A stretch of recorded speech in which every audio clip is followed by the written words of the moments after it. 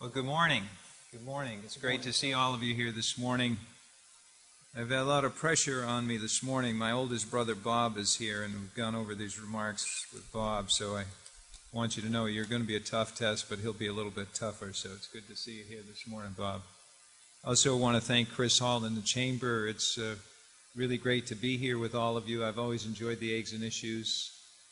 You folks have held them over the years and been a part of them, and just want to thank you for the opportunity to be here today with my very good and dear friend now, Rick Bennett, and I have gotten together. As you know, Rick and I had a vigorous contest in 1994 for Congress, and we went through quite a bit in that campaign, and I'm glad today that we're able to join forces on an issue that we both agree on and have frankly become friends, and wanted to be able to engage in the issue to demonstrate to people that even though we ran against each other in a hard-fought election and we come from different parties and different backgrounds, that we can come together on a very important issue, is the debt. I also want to congratulate Portland and the greater Portland region. I've been very impressed. Being back here in Maine full-time, I work down the road at Pierce Atwood, and I really appreciate the opportunity to work with that firm and the quality of the work that goes on at that firm. And I know John Delahanty and Jim Irwin are here today, but we get to work with a lot of businesses and individuals in economic development areas and make an impact on the state, which is frankly things that I like and enjoy doing. But before I begin on the debt, I want you to also, one of the things that I've noticed in just a few recent years is there's been a lot more negativism around, and frankly it's been a little bit disturbing to me because I think there are a lot of good things about our state, about the businesses in our state, about the people in our state. And I think sometimes you got to recognize what the challenges are, but like a coach, you got to be a cheerleader on the field and you got to be giving them direction in the locker room. And I think sometimes we don't hear enough of the positives. But just here in Portland, they were telling me, and I was noticing former Mayor Nick Mavadonis is here, city councilor now in Portland, and Linda Cohen from South Portland. But they tell me there's about $250 million in permitted projects, I think Chris was telling me, in Portland. Very impressive. And Mike, the company that you work with and lead with John Leonard, Mimic, I mean, they're just doing some amazing things from Maine around the country and bringing resources back to the state. I mean, we have IDEX and Unum, and we have a lot of first-class healthcare companies and centers that are here in Portland that are doing business here and setting the standard, you know, for national companies. The cruise ship business is huge. I mean, just being down on Commercial Street, it's a very exciting and vibrant area. And you got Thompson's Point landing, you got the expansion of the rails, you got the big expansion at the airport. I mean, there's a lot of really good and important things that are going on, and frankly, we need to spread it statewide. You know, Portland's doing a great job. The region is representing 40 to 50% of Maine's economy, but we need to make sure that all our eggs aren't in one basket, and we need to balance the growth around the state and be able to take and learn from what you folks have been able to do here in Portland to try to get it in other parts of the state. But I've just been very impressed, and as I said to somebody, amongst all the negativism sometime, that even a broken clock was right twice a day. You know, I got to be careful because sometimes as a former or current politician, you sometimes, you know, been around long enough so I can wax eloquently about the old days now. But I think that one of the things I also remember was when the Brack Commission wanted to close the bases in Maine.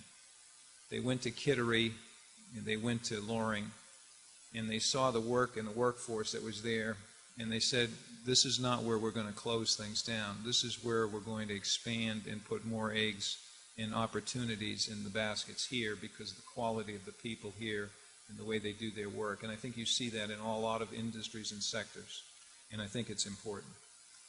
But getting to the issue that we're talking about today, which really, frankly, is something that, you know, I learned as governor. When I became governor, we had, as you all know, a big structural gap of $1.3 billion They had taken out a loan for $250 million because they had run out of money. And we had the highest tax burden, or one of the highest tax burdens in the country. And as a matter of fact, they announced they were going to close one of the larger paper mills on the night of my inauguration. And I always remember that phone call because when I got it, he said, "Don't take it personally, but we're announcing we're closing tomorrow after you take office." So realizing the importance of humor and a good Aroostook County background from being on the House Agriculture Committee for 8 years in Washington, I knew that if we weren't at bottom when we started, we certainly could see it from where we were standing. And we moved forward, but we did it in a bipartisan fashion. We weren't going to raise taxes, and we weren't going to cut people off. But the important thing, as I look back, was the relationship I had with members in the minority party to develop the kind of plan, the kind of trust, in the sense of moving forward that we needed to do. And I think, as I remember in Washington when I was there in the 90s and worked with President Clinton and Speaker Gingrich to address the debt at that time, which was $4.8 trillion, it was the bipartisanship of the President and the Speaker to sit down together and put the country's interests first. Tip O'Neill used to sit down with Ronald Reagan. George Mitchell sat down with Bob Dole. We don't have the kind of leadership today, or the maturity in leadership, to have people recognize that they're going to have honest and genuine disagreements, but they have to, at the end of the day, work together and put the country's interests first. It's been done in the past. It needs to be done in the future. And that's why I think it was important to work with Rick in this campaign to put my money where my mouth is and say, yeah, there's a lot of tough decisions you're going to have to make, but I'm going to sign on the bottom line with you and tell you that I'm in it with you. We're going to have to slow down the growth of entitlements. We're going to have to look at revenues. We're going to need to put a package together that has everything on the table. And we're going to have to get the Maine citizens and the American public to recognize how important this issue is. Our debt now is $14 trillion. It represents $600 billion a year in interest payments. We spend $1 trillion a year in defense and $1 trillion a year in health and education. It won't be long before the interest payments suffocate the payments that we need to make for our national security and our economic security. Today in the newspaper, as we're standing here today, they're pulling back the USS Harry Truman out of the Middle East because they want to be able to save the $700 million a year that it costs to position it in that part of the world, and they're saying that they have enough other assets to guard the situation. This is real, it's serious, and it's only going to get worse if we as a country don't begin to address this issue. We need to develop support, awareness, and education about this issue so that more people are going to tell our members of Congress and support our members of Congress when they do make the tough votes. Because this is one of those situations where you're going to probably irritate more people than you're going to please, but you'll be putting your country first and making it much stronger. In the 90s, when we did balance the budget and we established the plan to do that, it had a tremendous economic infusion into the monetary system. The interest rates were much more reasonable. Businesses had access to capital at reasonable rates. Homeowners were able to purchase homes or buy cars. There was a renewed sense of confidence in the economy, and we had a tremendous growth spurt. And I think it was probably the first time that we'd ever balanced our budget in the country in modern American history. And Rick has some history that he'll share with us with the last time we had the Grand Compromise. But it's been a while. But it does have a positive impact. So monetary policy and fiscal policy are tied together, which will lead to economic policy. It's dry language, as Mike says, and it may not interest many people, but it's important. And it's important for all those reasons and many more. I want to stop there before I go on too long and allow my very good friend Rick Bennett, former Senate President, world traveler, business investment extraordinaire, and I'm one of his biggest promoters now. Give him a big round of applause. Rick Bennett.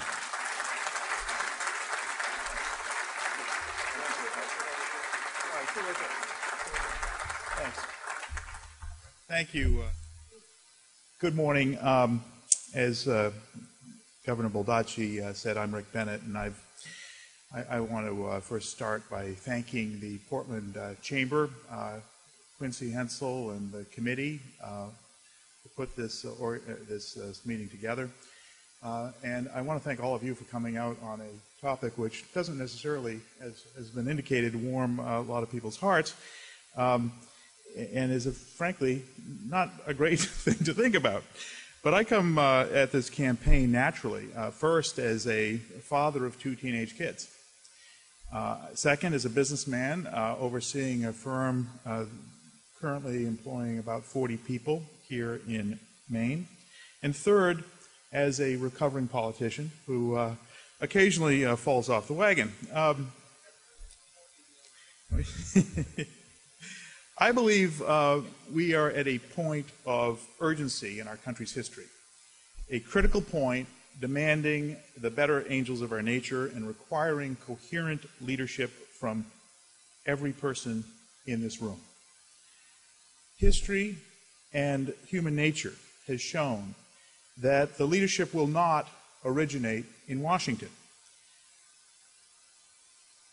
It must come from each of us and all of you. I'm very pleased to work with Governor Baldacci on this initiative because with regard to the national debt, the stakes are simply too high for this conversation to be lost in the mud of partisan politics. Our elected officials in Washington must be empowered and enabled by us to end the culture of careerism that has captured them and consider the long-term damage that continued fiscal mismanagement is doing to our country. Governor Baldacci and I were once political opponents, has been mentioned, running against each other in 1994. My hope in joining with Governor Baldacci is that people will see 2 old, middle-aged, rivals put away their partisan swords for our children's future, and then the gravity of the situation may become a little bit clearer, and we as Mainers, regardless of our political affiliation, can come together to say to our elected officials, who are a unique cast of character themselves, in a coherent voice, this must stop now, we must find a solution now. Let me share with you some facts. I know this is difficult to read, we'll make them available to you later, but you get the general drift. These are debt projections on the basis of GDP. So this is not total debt in absolute dollars, this is in relative dollars to our economy. Our current national debt, as accounted for on our national balance sheet, is $16 trillion. It's important to realize how staggering this number is and how quickly it has come about. In fact, Governor Baldacci mentioned there's actually only 1 year in the history of our nation where we have had no debt since the founding of the Republic. Any idea what year that was? Yeah, it's down there on the left side of the screen. It's 1835. We've had years of surplus where we've worked off the debt, but actually in 1835 we had none. Now it's taken the first 200 years of our republic, through all the wars and calamities and difficulties, to reach $1 trillion of debt. In just the past 30 years, it has doubled, and then doubled, and then doubled again, and yes, and then doubled yet again. I can think of no other institution aside from the United States Congress where this type of behavior could be allowed. And looking around in this room, I know many of you are business owners, many of you are old friends, and I know that this type of behavior in your business, at your kitchen table, is simply inconceivable. As this slide shows, even as related to the size of our economy, our national debt is on a trajectory to overwhelm everything else we hold dear by the time my teenage son gets to be my age. No, 2050 is really not that far away. These are pie charts. They're difficult to read, I apologize. But the math here is pretty straightforward. We are spending far more than we're taking in, and we're making it up by borrowing, which in the left chart is the big red slice of 32%. We're doing so at an increasingly alarming rate. If you look at these charts closely, one thing becomes obvious, and that is that all the mandatory spending, the so-called entitlement programs and interest on the debt, added together, means that there is no revenue left over to fund what most of us think of as government. The Department of Transportation, the Parks and Monuments, FEMA, the State Department, agriculture, even our armed forces. All of the revenue we take in pays for mandatory spending, entitlement programs. There's nothing left for government, including providing for the common defense. Entitlements and interest payments consume it all, and it is going to get worse. Social Security, Medicare, and Medicaid and other entitlements blow the lid off our national budget and our economy, and absent decisive action, this is what will happen. It will get alarmingly worse throughout the coming decade.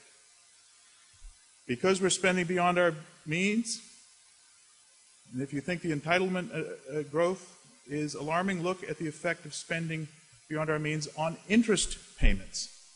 The gray slab there lying on top of all of the mandatory other spending.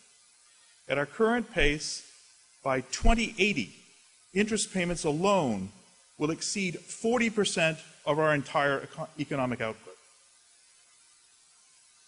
Much sooner, again, by the time my teenage son is my age, at our current pace, total spending will be 44% of our economy, almost double the 24% that it represents today, and interest payments will exceed 1/3 of federal spending.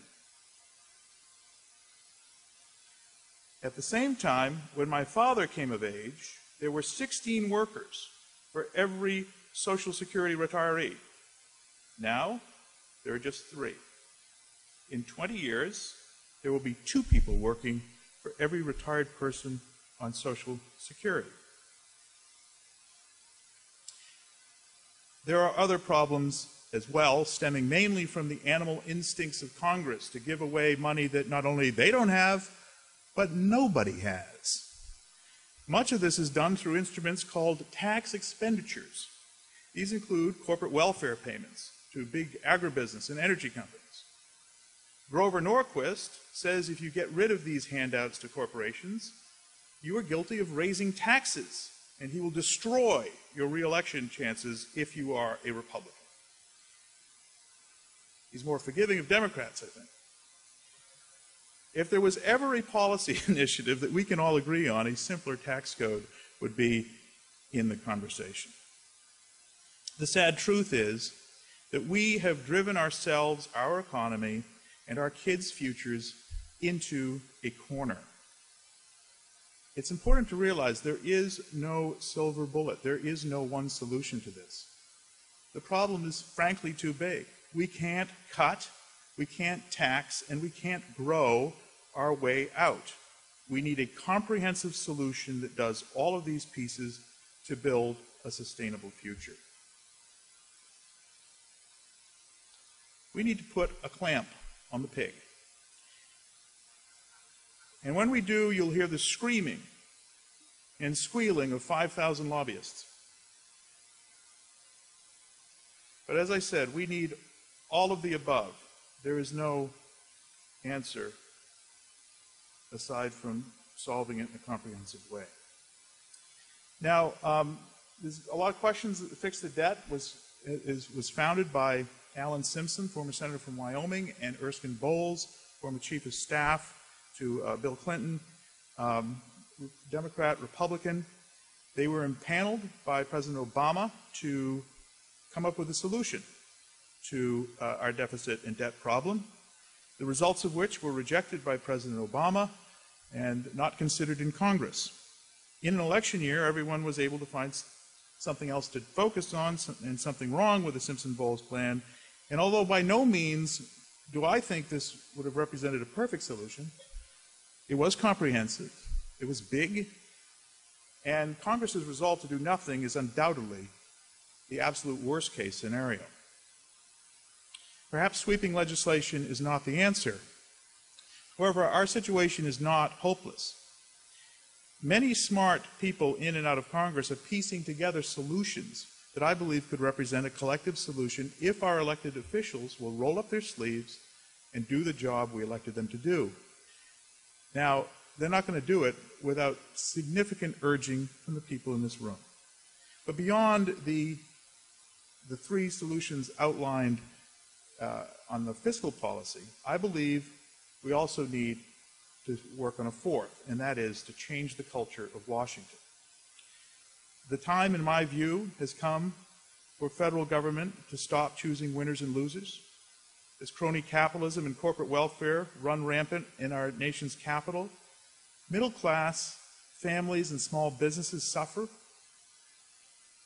And the most corrosive impact of all is that people have lost faith in these once cherished institutions, both in the public sector and the private sector. We need to correct that erosion of confidence. Here are a few ideas I favor on that issue to create a new culture of responsibility in Washington. Earmark reform. The political gamesmanship that occurred in the process of passing vital legislation, we just saw a couple of weeks ago with the Hurricane Sandy relief package, is simply unconscionable.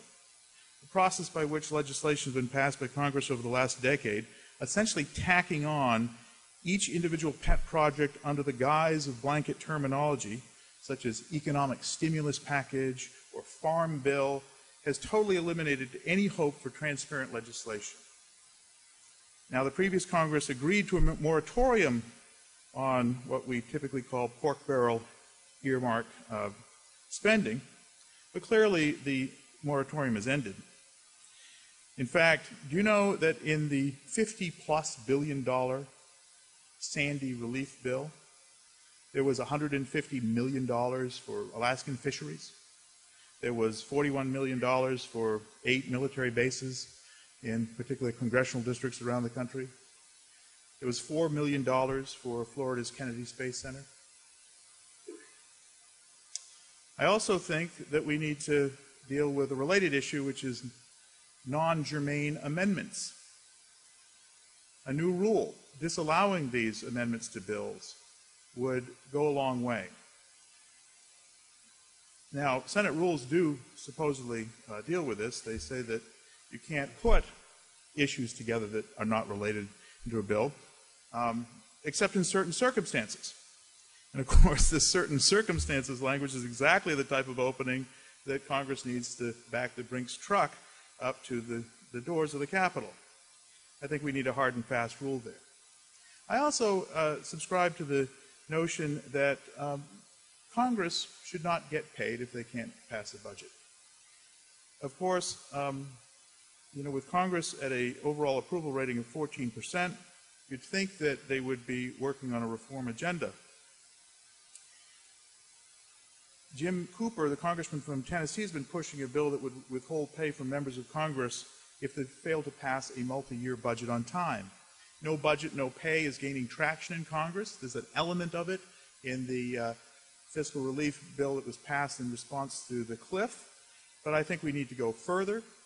I'd involve congressional staffers as well, because Congress, a lot of congressmen, frankly, are wealthy enough so that they wouldn't miss it, but they would certainly miss it if their staff cannot get paid as well. And finally, I think that it's time, personally, to pass a balanced budget amendment. This issue requires this kind of dramatic reform. Partisanship and careerism have created an environment in Washington where our elected officials just oftentimes become enamored with the need to ensure their next re-election. It's interesting that at the close of the Constitutional Convention in 1787, Benjamin Franklin was queried as he left Independence Hall on the final day of deliberation. A lady famously asked Dr. Franklin, "Well, doctor, what have we got? A republic, or a monarchy?" Franklin replied, in typical fashion, "A republic, if you can keep it." In my view, we must take the steps to ensure future existence of our republic, and that includes protecting Congress from itself, I feel that a balanced budget amendment to the Constitution is a sensible way to curb those animal instincts. I want to ask you again, please join Fix the Debt. There are a number of people in the room who've already done so by signing the petition. There's a handful of people, I think, that may be here who have actually joined our steering committee. Any steering committee members, could you please stand up? I know Gene McGinnis is here. Are there others? Scott Gleason. Thank you. And depending on your level of motivation, you can sign the petition, you can sign the letter outside, you can visit the website, find out more, you can join the steering committee. We would appreciate all your help. It is going to take leadership from all of us in this room to get the job done. Thank you very much.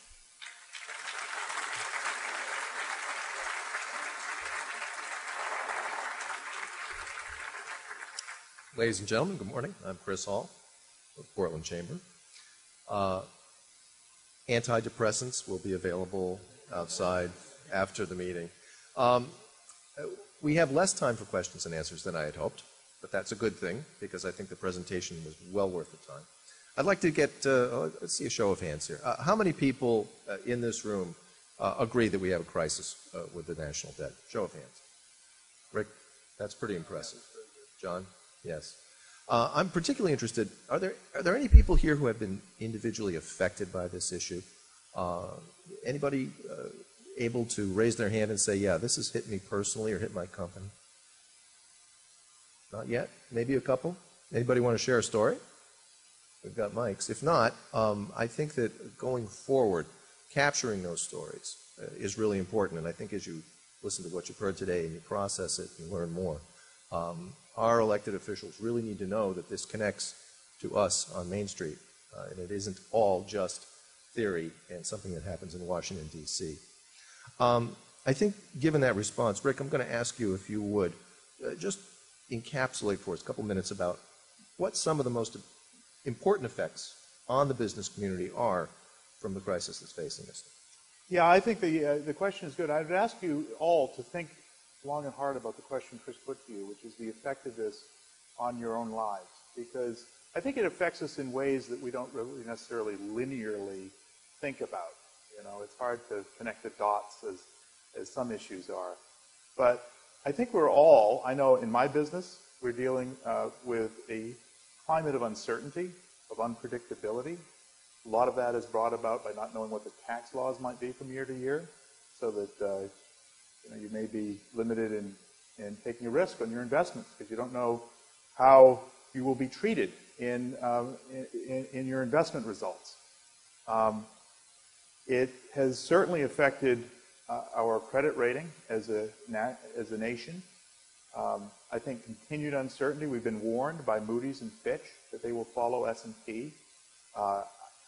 This is one of these issues that I think will get to a point of critical size, and then unfortunately we're all going to pay the price. But it's, as Chris said, it's critically important for us all to think about this, even if it's not linear, if it's not direct, how this uncertainty, this overhang in the economy that the fiscal indecision by Congress has created affects us in our own decision making, how it affects our own opportunities, the way we view our aspirations, the way we plan for our kids' college education, something I'm thinking about now. And I can tell you it does have an impact. It has an impact on my family, it has an impact on my business, and it's critical for us to enumerate those, even anecdotally, those stories so that we can convey them to Washington to really put a face on this problem. Thank you. John, I got to ask you a question too, and then I'm going to ask folks if they'd like to pose a question to come to the microphone and keep it short and pithy so I don't have to be rude and interrupt. But John, I got to ask you this. President in the news yesterday said he wanted to play small ball with this issue, maybe a little tiny agreement. Democrats said they have to have more revenues. Republicans said, no way, we just have to have cuts. It sounded like the gridlock was in full force, and both of you have made the case here that that has to change. But give us a little hope that that can happen. You were down in the asylum for 8 years, so tell us that it's not all hopeless. Well, first, I think that Rick is exactly right, and I think he's conveyed it in a way that really resonates and people can think about it in terms of its impact. The hope is that the elections are over 4 years now, we have to look forward to the President and his administration as an opportunity to really be able to come forward with a plan that he put the outline to with Simpson Bowles, and he established that legislation. So my hope is that the elections are over, and at the same time that there's a willingness to look at all of it together. I think that there are some good points that the Republicans have raised about not wanting to do taxes before expenditures, and I think that there's a concern sometimes that the expenditure cuts may be too deep. But I think that if they can sit down together and work out a balanced plan, a comprehensive plan, I think that my hope is that with the elections being over and the political, the hardest thing in Washington is people want to play gotcha politics, but if you have both leadership sitting down together doing a deal, it is less likely to become a political albatross around any party's neck. And it's the right thing to do. I mean, you're not going to win friends at the moment, but you'll certainly be able to point back in history and say, you know, we did the right thing when we were challenged and we stepped up to the plate. So let me ask you, how many people have talked to our congressional delegation about any of this conversation? I see one or two hands. John or Rick, either one of you. Does it matter if half of this room contacted Congress in the next 48 hours? Yeah, listen, this is a special group of people. I mean, and I'm not just pandering. No, I'll do that. You can. I'll leave that for the person who's more off the wagon than I am.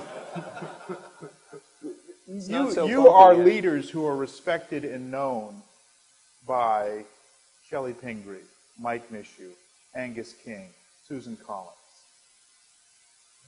They know you. They know your names. They know your situations.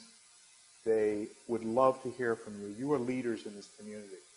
You're leaders in this state. You drive the Maine economy. What you say matters. We could get 50 of you. There's 350 people in this room. 1/7 of them. One person from each table you can designate to take the lead on communicating your conversation at your table to those 4 individuals in Congress. It would have an immense impact. All right. I think with the issue about the financial cliff, the short-term incremental nature, it's going to be an issue continually in front of people, and the more they call or write letters, I mean, Rick, we used to serve in the Senate together, and you get those slips on your desk. I mean, 10 is a landslide.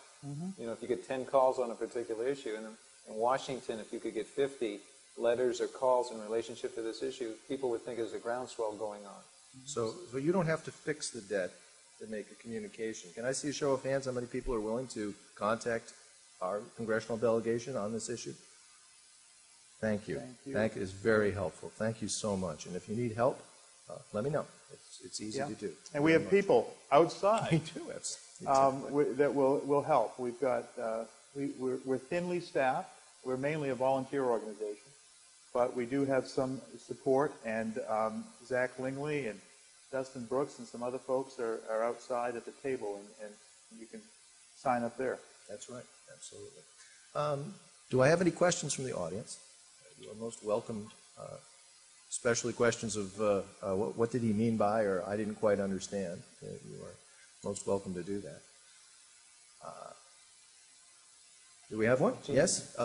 Jump up to a microphone so we can all hear you. Thank you.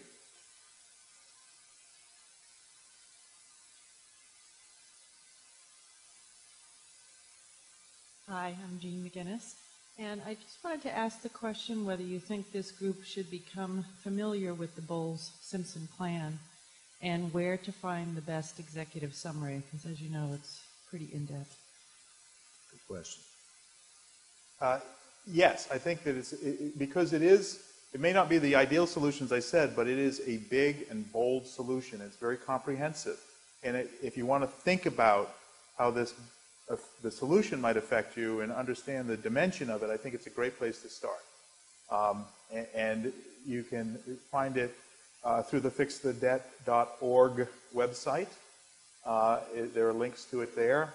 And, you know, the normal way, Google is the way I found it and download it in a PDF form to my iPhone. So you can come read my iPhone. It's kind of small. Any other questions for our presenters? Okay, if not, I'm going to finish up with just one last question, and then I think we'll be time to wrap up with Mike. In Maine, we are in a fragile economy. The kind of changes that are envisioned in this conversation can feel threatening to people. And I'd like either or both of you to speak to how Fix the Debt, how the effort that you're making ultimately connects to a stronger economic future. Well, I think history is a great lesson. I mean, when I look back at the 90s, the debt was $4.8 trillion. It was something that was causing and inhibiting our growth. It affected our monetary policies because we were crowding out a lot of private capital.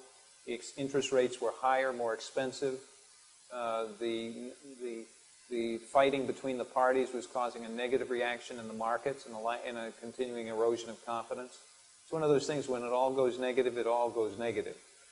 And I think that to recognize that if we do make the long-term comprehensive plan put forward, where we're all going to take a sacrifice and we're all in it together because it's our country and our national interest and our future that depends upon it, and not just us. I think the world depends upon us in a lot of different ways. And I think that what happened is we see the interest rates now becoming more reasonable. We see people buying more homes. We see car purchases, consumer confidence rise. So I think you've got a plan to be able to deal with it, and then you're going to watch, I think, the economic growth. What's happening now is that people are, as Rick says, are getting out of the market. Businesses are standing on the sidelines, and the government now is becoming the marketplace.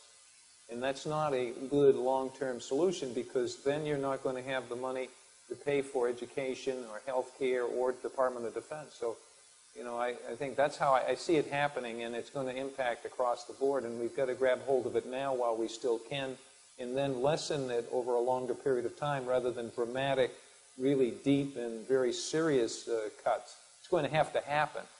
You want to do it while you can do it in a smaller, more measured way. That's my sense. I know it's a hard issue to get your arms around, but I think it's very serious. Well, I think there are some numbers out there. I mean, there is an unprecedented amount of money sitting on corporate balance sheets around this country, trillions of dollars of uninvested capital. And it's uninvested because of uncertainty. And I think that if we could provide some predictability, a stable tax code, a pro-growth tax code, getting some of these long overhangs over our economy in check, that you'll see that calcification release, you'll see the money go out, it will be invested. In fact, one study said that if Congress does not deal with the imminent fiscal issues that we're facing this year, Maine will lose 7,000 jobs. I don't know where those 7,000 jobs will come from. It could be your job. It could be in your office. It could be your neighbor. But we don't need any more hits to our economy. And for Congress to do nothing in the face of that is, as I said, unconscionable. So I think that it's absolutely clear that this is having a dire economic impact on decision-making at the human level, the family level, at the kitchen table, and in boardrooms across our state and our country. Ladies and gentlemen, can we have a hand for both our presenters today?